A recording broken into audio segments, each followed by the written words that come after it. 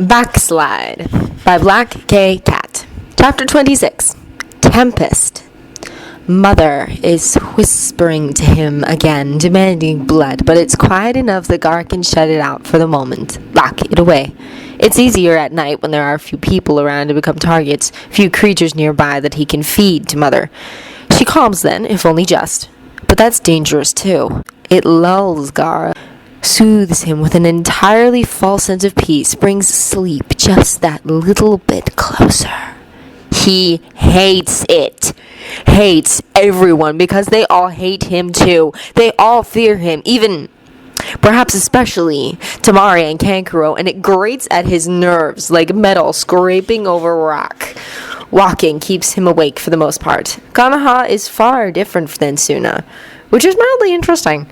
There's so much green here, and just the other day it rained. Gaara had heard of rain before, but that was his very first encounter with it, and it was unnerving. His sand does poorly with so much water around, but it was less unnerving than it might otherwise have been, because Konoha is strange. The people here don't glare or cower away from him. They welcome him, smile at him, and Gaara has never encountered such a thing before. He can't decide whether he likes it or not. On the one hand, it will give him easy targets, simple to catch unawares should Mother demand blood in such a way that she cannot be ignored. On the other, they don't fear him. The path Gaara is on leads out of the village proper, up an incline that loops away and around, and then past the great stone faces of the Hokages, past and present. The air is cool against his skin, though nowhere near the freezing temperatures of a wind country night, and it smells of green. Before coming here, Gaara hadn't thought that green could have a smell, but it does, and it surrounds Gaara, slides into his lungs, and banishes the arid dustiness he's carried within him since his very first breath.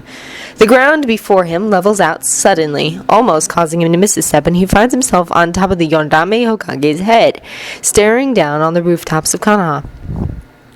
Though most of the streets Gaara traversed on his way here were empty, from his height he can see that his solitude was an illusion. There are still people about, shinobi and civilians alike, and a multitude of lights give the village a warm glow. Gaara pauses at the very edge of the stone, simply looking at the teeming life below him. There are so many people. Surely that many deaths would prove his existence without a doubt. Surely that number would be enough. A soft scuff makes him snap his attention back to his surroundings, instantly on guard as he half turns to find that he's not as alone as he had imagined. Blood is his first thought, but a second look shows that assumption false. It's hair, even better than his own, and long. The color is uncanny, brilliant even in the weak light of the stars and moon and the second-hand glow from the city. It makes Mother stir, but just as quickly she goes still, stiff and frozen and radiating a sort of horrified confusion. Gaara frowns before he can stop himself, because Mother has never done that before. "Mother?" he asks silently. "Like us, but not," she hisses. "Strange, different. I don't like him, kill him!" Gaara would obey, but he's been given strict instructions not to kill until the invasion happens, so he reins himself in. The Hitayate is most certainly from Konoha, after all, and Gaara is aware enough to know that a Jonin's death wouldn't go unremarked, especially not at his hands. He blinks, and the redhead man is suddenly only a handful of feet in front of him, watching him with his head dipped to one side. Gaara tenses, if only faintly, because he hadn't seen the man move, hadn't sensed him either in motion or in stillness, and that's even more irritating and unnerving than the villager's smiles. "That," the man says softly, so softly that the words are nearly stolen away by the wind, "is a very nasty seal you have there. Badly done as well." His sand stirs restlessly around him, hungry for a target, but Gaara chokes back both it and his uneasiness, keeping his expression neutral. "You speak as if you know such things," he says, crossing his arms over his chest. The red-headed man smiles, soft and gentle, and the kind of expression Gaara hasn't seen since... No, stop there. The memories obediently halt, but Gaara can't bring himself to treat their eyes as anything less than an ill omen. With Mother's enthusiastic approval, he calculates their distance from the village, the location of the nearest patrol, and the odds that he can kill his man before anyone becomes aware of it. The odds are good. He lets out a trickle of sand, barely any, and certainly not enough to be noticed as it creeps along the ground toward the man with blood-colored hair, who doesn't see it and instead takes another half step forward, that kind expression. Facade, because it must be, never faltering. Because I do know such things, he says softly. The very first Jinchuriki was from my clan. One hand rises, slowly enough that it's not a threat, and violet chakra flickers over it. The nails lengthen, sharpen, even as his eyes shift to the color of his chakra, and marks twist their way up the line of his jaw. And the feel of him. Suddenly, he feels like that blonde boy from earlier, the one who faced down Kankuro with his team at his back.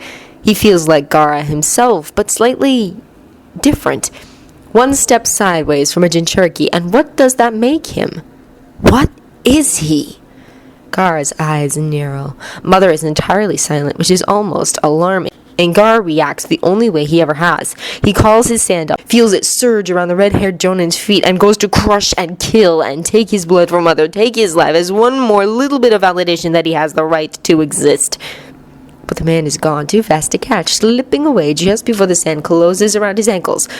Gaara falters because no one can dodge his hand when he's had time to prepare, and the redhead is suddenly there, right in front of him, and a hand darts out to glance over his bare skin as chakra flares. And it's gone. The bloodlust that Mother wears like a cloak, the madness, the fear, even her voice. They're all gone as though they never existed at all.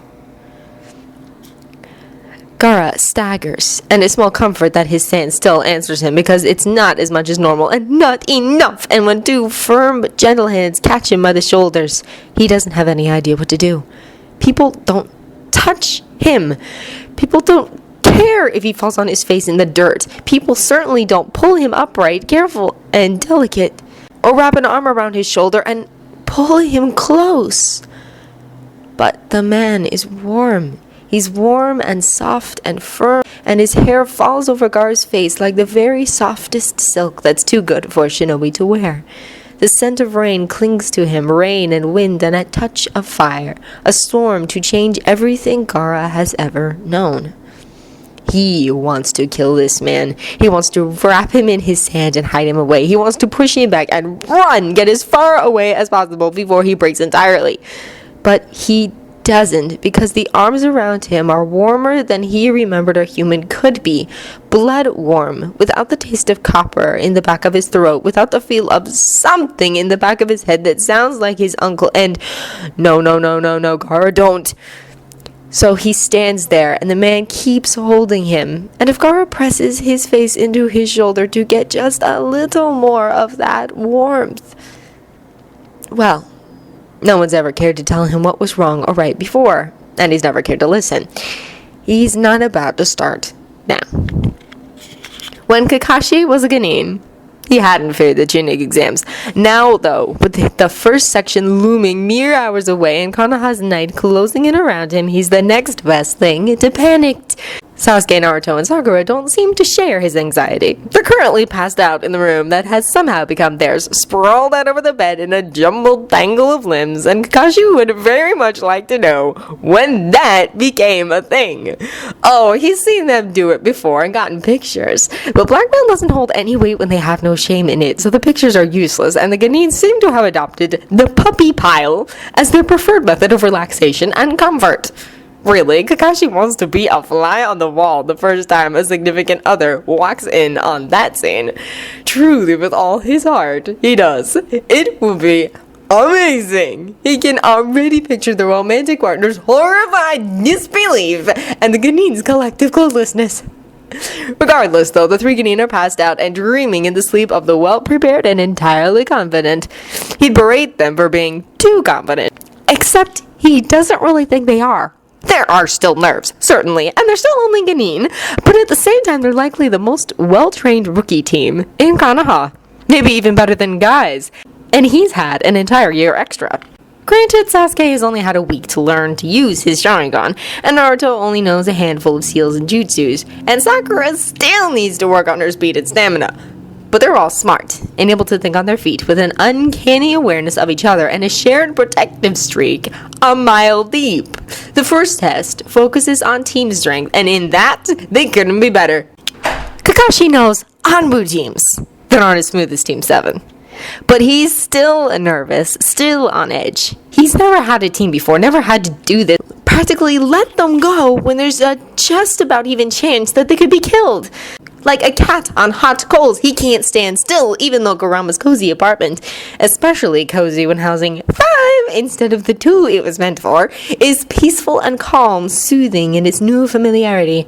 Kakashi paces, careful to keep his steps absolutely silent, as he wanders from one end to the other, every so often pausing at the children's door to check that their breathing is still soft and even. There's no reason to be nervous, not really. He's prepared them as best he can, and in the last week, he and Kurama have been working overtime, drilling every last bit of knowledge that they can into those small heads. But they could still fail. They could still die. Kakashi isn't entirely certain that he'll survive it, if they do.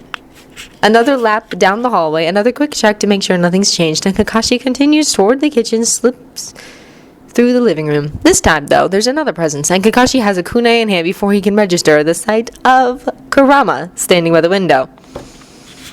A moment to get his heartbeat back under control, and Kakashi says softly, "You should be in bed." "So should you," the redhead returns easily, his mouth slanting into a wry smile as he turns to meet Kakashi's gaze. The moon is almost full and spills through the window to fall over Kurama's lean form like a tattered silver veil, pooling in the arch of his cheekbones, gilding his long hair and lingering in his large eyes.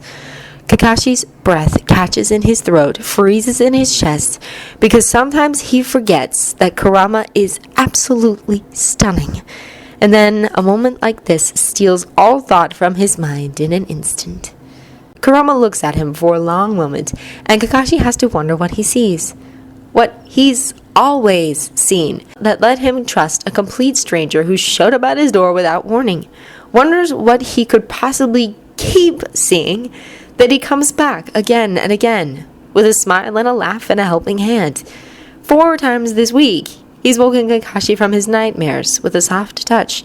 5 times, he's made dinner and packed lunches and cooked breakfast, enough for all of them, and without ever being asked, all of Kakashi's favorites that he somehow knows and prepares just because. 6 times he's come to training with Team 7, even though he has no real reason to. Most relatives never bother, and surely Naruto's presence alone isn't the sole reason. So many countless times this week, he's gazed at Kakashi with that particular look in his eyes, the one that says Kakashi is precious and valued, and not the broken wreck of a man he knows he is. Like gravity, like the pull of the tides, like the drawn of true north on a magnet, Kakashi is moved forward. He crosses the living room in 6 long strides and reaches out, and Kurama doesn't flinch away. Instead, he leans into Kakashi's hand as it curves around his cheek and smiles. There's eternity in that smile. Eternity and wonder, and every precious moment Kakashi has ever been witness to, compressed into a simple curve of the lips and crinkling of the eyes. And it's so beautiful that it aches all the way straight down to his core. The decision is easily made, because Kurama is lovely in the moonlight, and even more so when he smiles. Never so beautiful as when he simply is. Calm and vivid and completely breathtaking. Kakashi cups his cheek in one hand, reaches up with the other to tug down his mask without a single care. Kurama is watching him, but there's no surprise, no astonishment at the sudden revelation. Just a softening of his features and a hand raised in return, delicately threading fingers through Kakashi's messy hair and carefully, slowly pulling him down. Soft lips like a firebrand, and a whisper of sweet breath and silken strands of flame across their faces. And Kurama kisses like a thunderstorm, like the sea that lends its color to his eyes. All calm surface and raging depths, gentleness with the wind of a typhoon beneath. Kakashi is undone, unmade before the onslaught of his kindness, his sweetness broken apart by lips and tongue and the very faintest edge of teeth.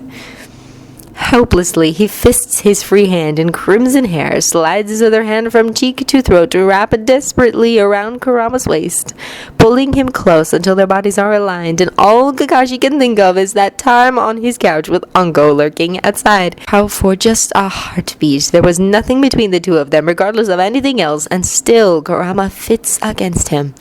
Not like two pieces of a puzzle, not like he was made to do so, but like he's a piece of Kakashi that broke off long ago and has only now been found. So intrinsic and so very much a part of him that Kakashi's not entirely sure he'll survive their separation.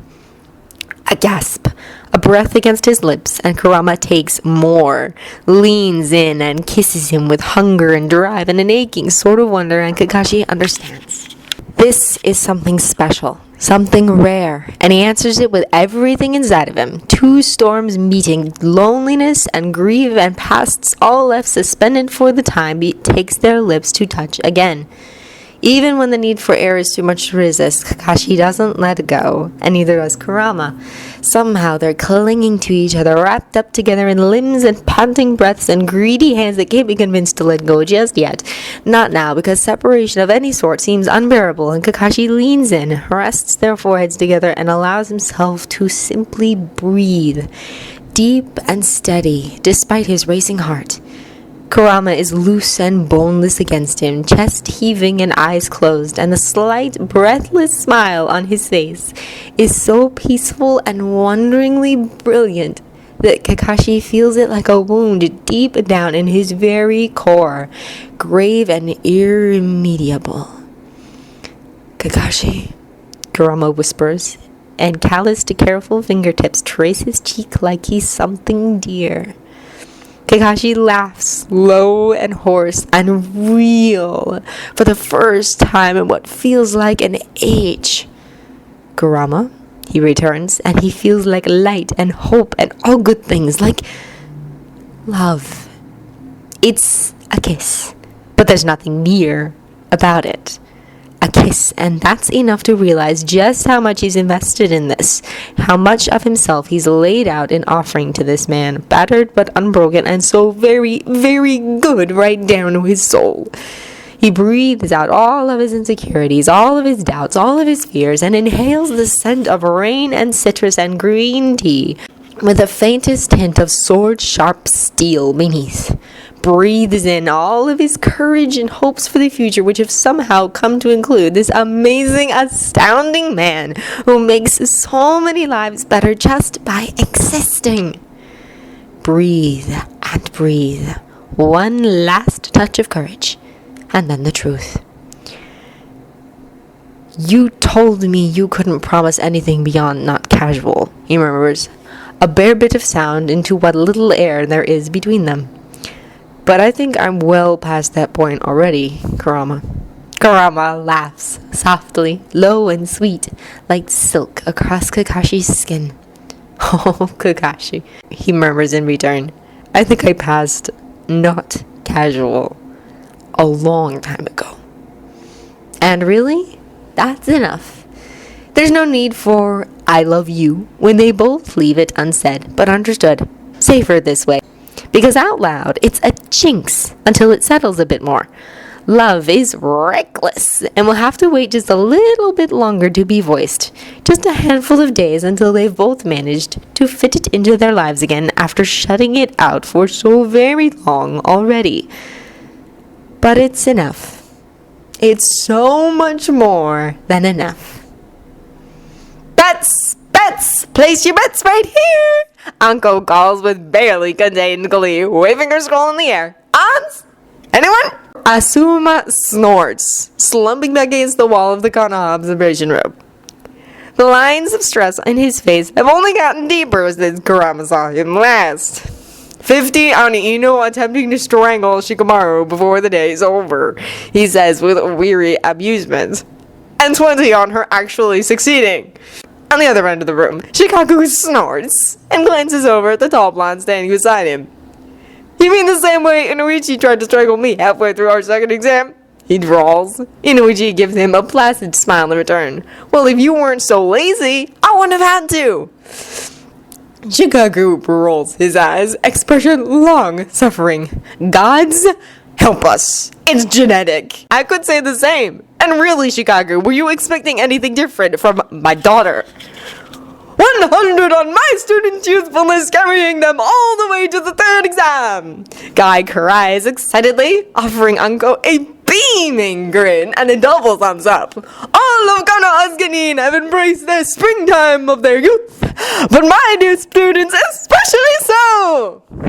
100 that all three of his get knocked out before the third exam. Kakashi immediately counters from where he's seated on the ground, leaning back against Kurama's legs with his icha in hand.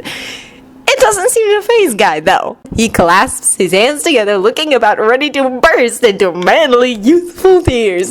Oh, my eternal rival! What a hip and cool idea! We shall make this another challenge between us to see whose genin are more youthful in the face of this exam! Kurama glances between them, Guy all but vibrating with enthusiasm, and Kakashi playing bored, and rolls his eyes. Uncle, he says, raising his voice just enough to be heard. Could you put me down for 500 on all three members of Team 7 making it to the third round? Anko grins at him, equal parts terrifying and excited. Of course, Kura-chan, she purrs. But thankfully, Kakashi's presence and the lazily warning glares he sends anyone who tries to take the other seat of the couch is apparently deterrent enough, and she keeps her distance. There was a bad moment earlier when she'd attempted to tackle him as they walked in, but Kakashi has otherwise kept her at bay so far. 200 on the same thing, Gemma puts in from where he's lounging against the arm of the couch. And 50 on Team 8 getting knocked out before the finals. Genba! Kurenai huffs, crossing her arms over her chest and leveling a glare at the Dokujo, who grins cheekily back. Fine. 100 on at least one of my team making it to the third exam. There's more bickering, a few more bets, but Kurama tunes them all out, focusing on the screen showing the disguised Izumo and Kotetsu. Several foreign teams are milling around, but he only has eyes for the approaching Team 7, because this is where it starts. This is where the changes will become most apparent. And indeed, the first change is already clear. Sasuke tugs his teammates to a halt, and instead of announcing to everyone around them that it's a genjutsu, murmurs something Kurama can't make out. Naruto looks confused for a moment before his eyes widen and Sakura elbows him in the ribs as he opens his mouth. He yelps and sidesteps, but stays silent, fixing her with a wounded look. There's a short, unheard discussion, and then all three slip around the hidden chunin to make their way to the next floor. Kurama closes his eyes and smiles, even as he glides his fingers through Kakashi's silvery hair. One test down. His nerves are strung tight, though. Stomach on a knot of anxiety and anticipation, because this is all unknown territory, and they're so close to the end, so close to a world that will be better. Already Gaara has been dealt with, another more efficient seal laid over his current one that will keep Shukaku in check. He won't be able to release the Ichibi this time, and while Kurama had been tempted not to meddle there, because he knows the effect his words had on his Gaara, he's decided that the destruction of so much of Konoha took precedence.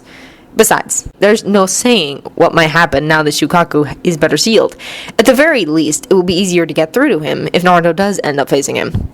A spark of chakra along his spine makes him close his eyes and concentrate on Kaede, who's just located Hayate, and is now shadowing him. For all Momiji's accusations that the three-tailed fox is just a child, he's the best of Kurama's summons at remaining unseen and undetected, and he can be quite vicious in a pinch. Hopefully, if Baki tries to kill the Genjutsu expert again, Kaede's presence will be enough to change the outcome.